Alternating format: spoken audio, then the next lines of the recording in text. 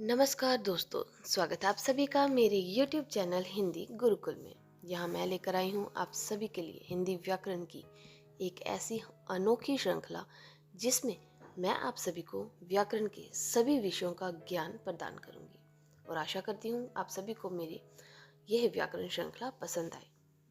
तो सबसे पहले आप सभी मेरे चैनल को लाइक, शेयर और सब्सक्राइब करें और इसी के साथ बढ़ते हैं हमारे आज के विषय की तरफ। आज का हमारा जो विषय है वो है वर्ण, विन्यास, उच्चारण।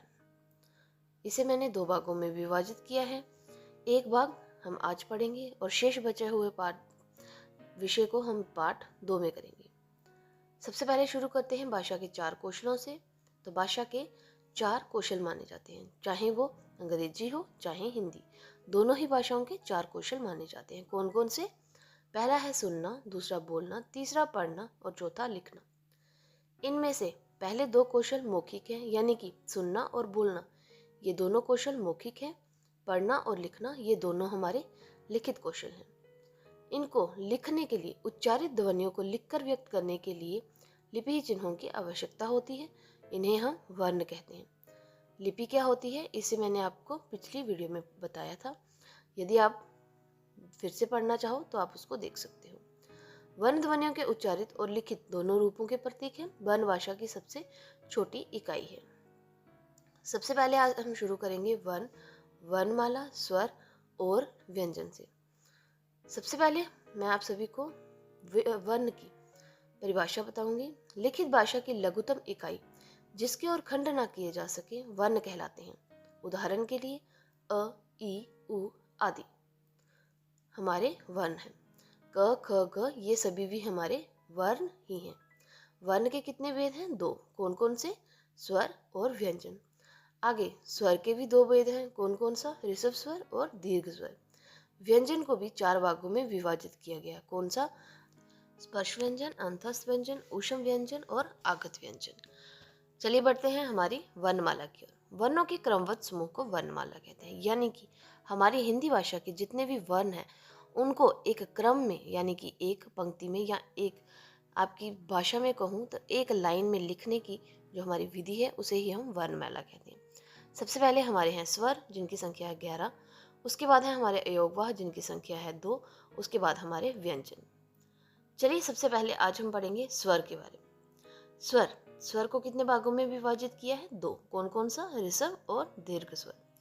ऋषभ स्वर वो स्वर होते हैं जिनके उच्चारण में हमें कम समय लगता है, जैसे कि अ, ई, उ, री। और दीर्घ स्वर वो होते हैं जिनके उच्चारण में हमें 2 गुना समय लगता है। कौन कौन सा?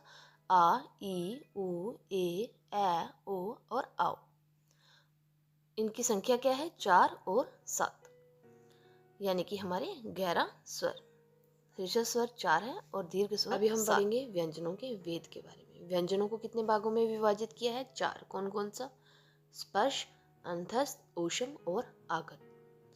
स्पर्श व्यंजनों की संख्या क्या है? 27। अंतस्थ व्यंजनों की संख्या क्या है? 4। ऊष्म व्यंजनों की संख्या है 4। आगत व्यंजनों की संख्या है 2। संयुक्त व्यंजन ये जो हमारे हैं ये हमारे व्याकरण में, ये हिंदी भाषा में ये वो व्यंजन हैं जो हमारे स्पर्श, अंतस्थ, ऊष्म इन्हीं व्यंजनों को मिलाकर 2 व्यंजनों के मेल से बनते हैं, इसलिए इन्हें संयुक्त व्यंजन कहते हैं।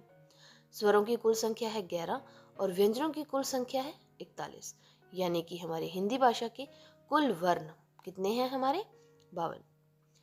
इसी के साथ अब मैं आपको बताऊंगी स्वर और हमारे वर्णों का उच्चारण स्थान। सबसे पहले पढ़ेंगे हम स्पर्श का। वर्ग, हमारे जितने भी ये वर्ण हैं हमने इनको वर्गों में विभाजित कर दिया है। पहला है हमारा क वर्ग, इसका उच्चारण स्थान है हमारा कंठ। च वर्ग, इसका उच्चारण स्थान है तालु। ट वर्ग, इसका उच्चारण स्थान है मूर्धा। त वर्ग और इसका उच्चारण स्थान है दंत। प वर्ग, इसका उच्चारण स्थान है ओषध। आज हमने स्पर्श व्यंजन और उनका उच्चारण स्थान पढ़ा। इन सभी के बारे में डिटेल में जानने के लिए मेरे इस हिंदी व्याकरण की श्रृंखला के साथ बने रहें। शेष बचे हुए वर्ण और उनका उच्चारण स्थान हम अगले वीडियो में पढ़ेंगे। इसी के साथ मैं आप सभी को बहुत बहुत धन्यवाद करती हूँ। प्लीज़ मेरे चैनल को लाइक करें, शेयर करें और ज़्यादा से ज़्यादा सब्सक्राइब करें। धन्यवाद।